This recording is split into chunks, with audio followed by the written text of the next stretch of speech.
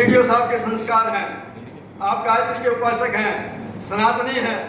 इनकी माता जी पार्वती जी चौधरी से निवेदन करता हूँ कि वो मंच पर आए। पार्वती जी चौधरी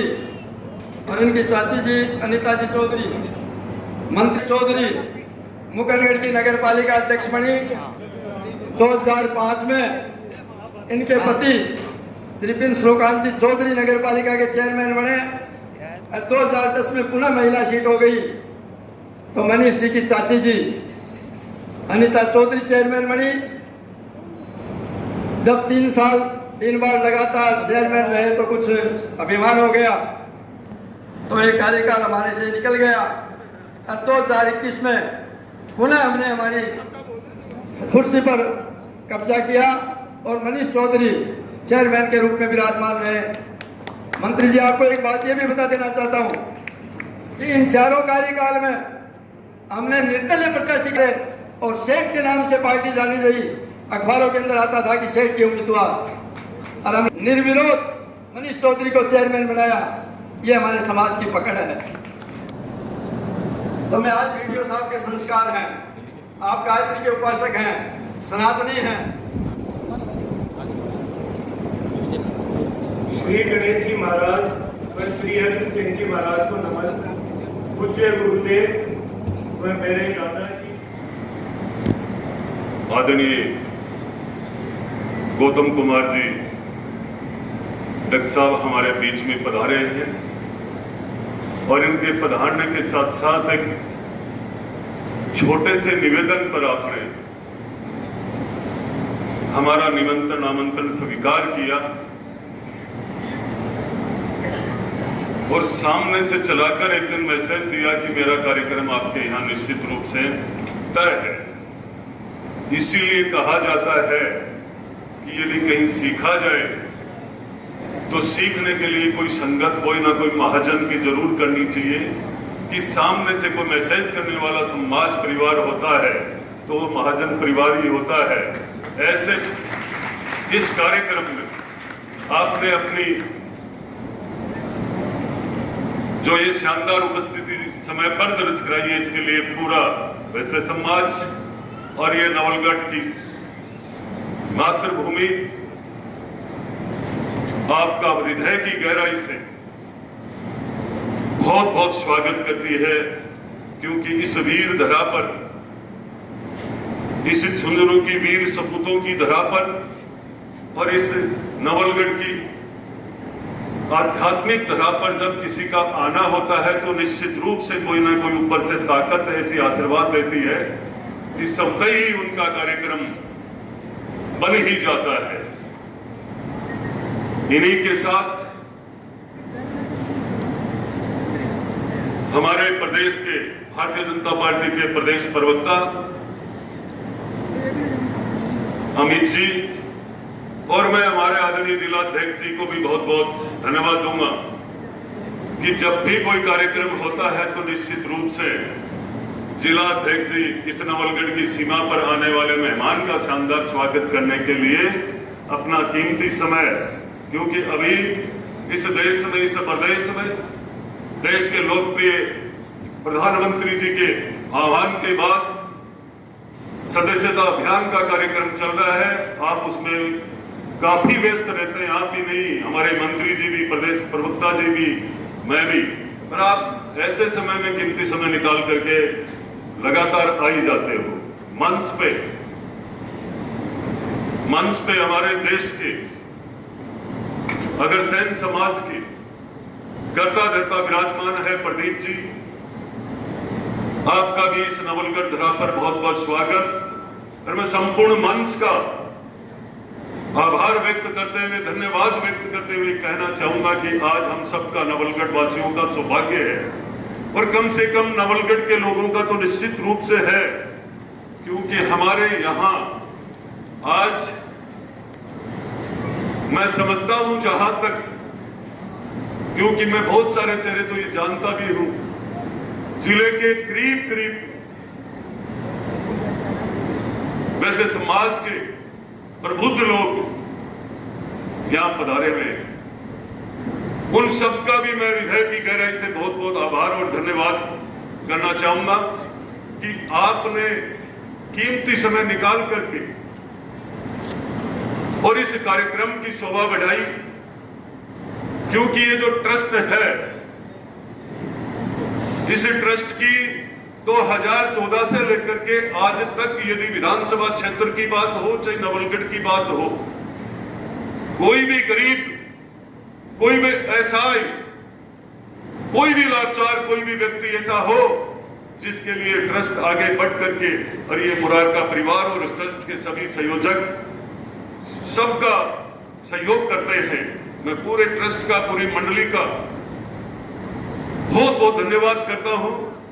क्योंकि हमारा नवलगढ़ किसी भी प्रकार के किसी भी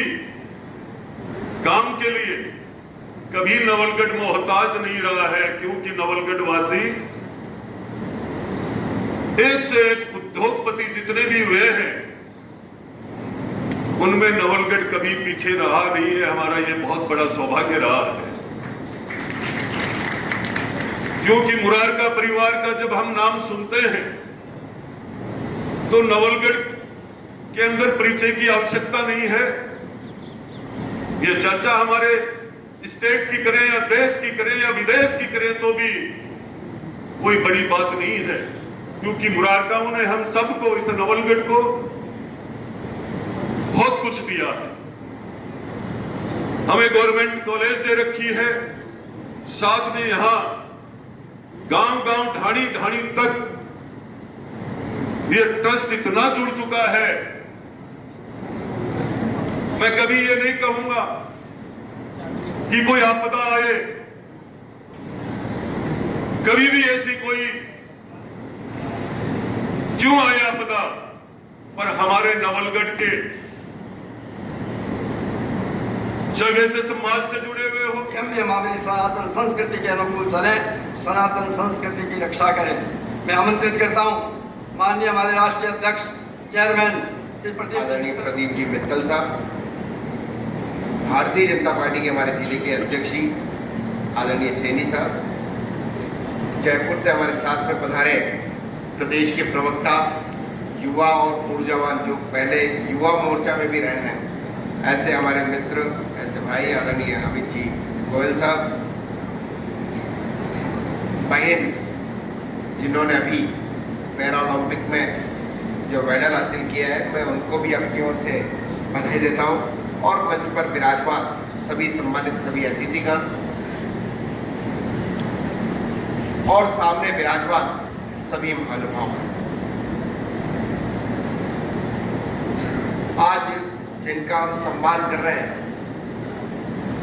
और मैं यहाँ की जो ये वैश्य सुधार समिति है,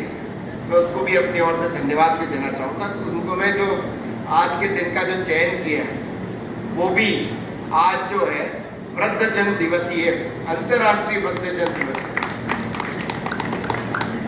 आपने वो दिन का भी चयन किया। और मैं अपनी बात की शुरुआत भी इसी से करूंगा कि रहमतें सिर्फ उन्हीं लोगों पर बरसती हैं जिनके दामन में बुजुर्गों की दुआ। बड़े अच्छे लेखक ने लिखा है, अगर इसके सार में हम देखेंगे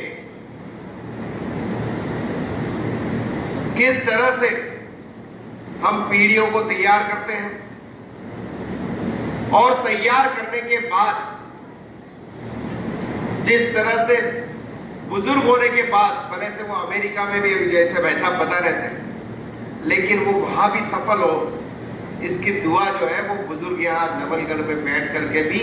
दुआ देने का काम करते हैं। मैं इस अवसर पर अवश्य रूप से यहाँ की सुधार समिति को मैं धन्यवाद भी देना चाहूंगा कि उन्होंने कहीं न कहीं प्रेरणा देने का काम भी किया है। अभी मित्तल साहब भी काफी